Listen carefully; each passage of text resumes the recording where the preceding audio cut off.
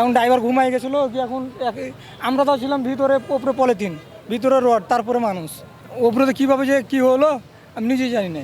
গাড়ির নিচে পড়েছিলাম কিন্তু মাটি গত করেছি ওনাখান থেকে গত খুঁড়ে মনে করো আমি নিকাশটা খালি আসা যাওয়া করে আমরা তো বুলাবাম না, আমরা তো মনে করো সারা রাত জায়গায় আসলো ওনাখানিক রাস্তা আইসা টুপন ধরে গেছে আমার। তা আমি বসেছি, বসে লাস্টে কি হয়েছে গাড়ি একটা উল্টি খাওয়ার পরে তার মানে একটাই মনে করো হয়ে গেছে। অন্যগুলা টিকিট পাই নাই, তখন এই গাড়িতে আমরা আসছি, রডের গাড়িতে। আমরা 4 জন ছিলাম, মান্দাতলা ছিল 18 জন, 2 জন মারা গেছে, 2 জন বেঁচে আছে। রডের গাড়ি মনে করেন যে 15 জনের উপরে মারা গেছে, আর 2-1 জন মানুষ বাঁচছে, হসপিটালে পাঠানো হয়েছে, আর অনেক মানুষ নিচে থেকেও তাজা বের হয়েছে, আর সবাই মারা গেছে। লোক বের করা যাইতেছে না, রড পরে সেই গাড়ি এসে হেরা, পরে এসে টানা দেওয়া দইরা হেরা রডের ব্যাগি কাইটা দিয়া তারপরে রড সরা দিয়ে বাইর করছে।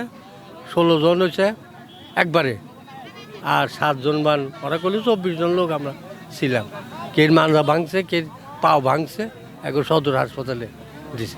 ঈদ আসবে, সাথে ক্যাশব্যাকও আসবে। নিজের বা প্রিয়জনের জন্য কেনাকাটায় এবারও নগদ পেমেন্টে পাচ্ছেন দারুণ ক্যাশব্যাক। তাই যাই কিনুন, পেমেন্ট করুন নগদে। রডের উপরে ট্রিপল ছিল এবং ট্রিপলের উপরে হচ্ছে আপনার প্যাসেঞ্জারগুলো ছিল। গাড়িটা মূলত আসে হচ্ছে চিটাগং থেকে এবং উত্তরবঙ্গের দিকে যাচ্ছিল। যাওয়ার পথে আপনার এখানে আমরা ধারণা করছি প্রাথমিকভাবে যে হয়তো নিয়ন্ত্রণ হারিয়ে দুর্ঘটনাটা ঘটে। তো আমরা এখানে 16টা লাশ এখানে আমরা অলরেডি মর্গে পাঠিয়ে দিয়েছি এবং 6 জনকে আহত অবস্থায় তাদেরকে চিকিৎসার জন্য আমরা হসপিটালে পাঠিয়ে দিয়েছি।